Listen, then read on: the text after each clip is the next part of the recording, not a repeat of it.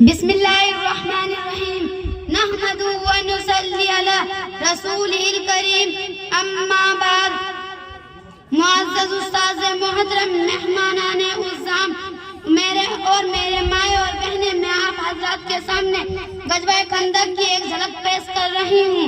अरे सोए हुए मुसलमानों, अगर माजी के मुसलमानों ने जिहाद की बरकत से व्हाइट हाउस को अपने पैरों तले रोन डाला था, तो आज के मुसलमान भी यह कारनामा अंजाम दे सकते, मगर शर्त यह है कि उनमें ईमान और जज्बा जिहाद।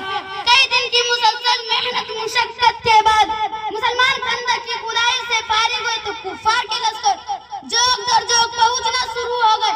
यूं ही महसूस होता था कि कुफ्र शिरक की काली आंधी है जो चारों तरफ से उमंड कर आ रहे। हर कबीले, हर गिरोह, पूरे साजो सामान सानों से आ रहा था। सिर्फ पूरे अपने साथ 300 घोड़े और 1500 ऊंट लेकर आए थे। सारे गिरोह को मिलाकर कुल लश्कर की तादाद 10,000 से भी ज्यादा थी। इतना बड़ा लश्कर मदीने वालों ने पहले कभी नहीं देखा था। यह लश्कर कोई आम जंग लड़ने के लिए नहीं आया था, बल्कि मुसलमानों को सफाए हस्ती से मिटाने के लिए आया था। लश्कर कुफार ने जब देखा कि मदीने में दाखिल होने का तो कोई रास्ता, लश्कर कुफार ने खंदक देखी तो दंग रह गए। यह उनके लिए गैर मुतवक्किल सूरत हाल थी। वो तो दंदनाते हुए आए थे। आज तूफान बनकर बड़ा रोक टोक मदीने में दाखिल होंगे, आंधी बनकर छा जाएंगे और जलजला बनकर सारे रसूल सल्लल्लाहु अलैहि वसल्लम की तरह दीवार हिला देंगे। लेकिन सिपा सालार आदम की हिकमत और तदबीर ने उनके इरादे को खाक में मिला दिया।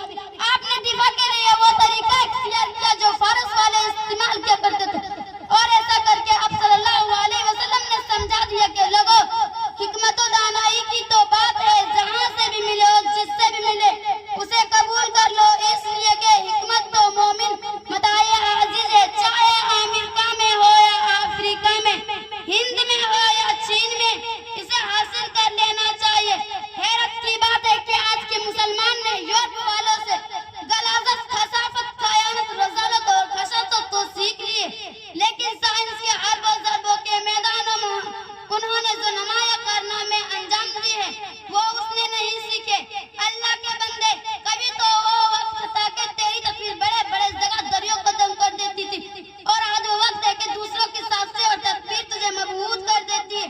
मुसलमान के हाथ से ईमान और जिहाद की रस्सी क्या छूटी है? सब कुछ उसके हाथ से छूट गई है। जहानत छूट गई, हिकमत छूट गई, जुरात छूट गई, सुजात छूट गई, गैरत छूट गई, खिलाफत छूट गई, सल्तनत छूट गई, इज्जत छूट गई।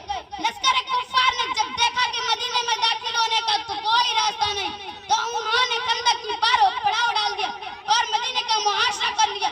3000 मुसलमान मुजाहिदीन ने अपनी अपनी डिप्टियां संभाल ली। एक गिरोह मदीने की हिफाजत के साथ साथ मुनाफिकीन और बनु कुरैज़ा पर नजर रखे, दूसरा गिरोह हुजूर अकरम सल्लल्लाहु अलैहि वसल्लम की हिफाजत पर मामूर था। तीसरा और सबसे बड़ा गिरोह हमला आवारा को बिन नकाबिल डाटा हुआ था। यह बड़े मुश्किल दिनों, बड़ी कठिन रातें थी, सर्दियों की तवील और ठंडी रातें मुसलमान जाग जाग कर गुजार रहे थे। हर वक्त हमले का खतरा लगा रहता था।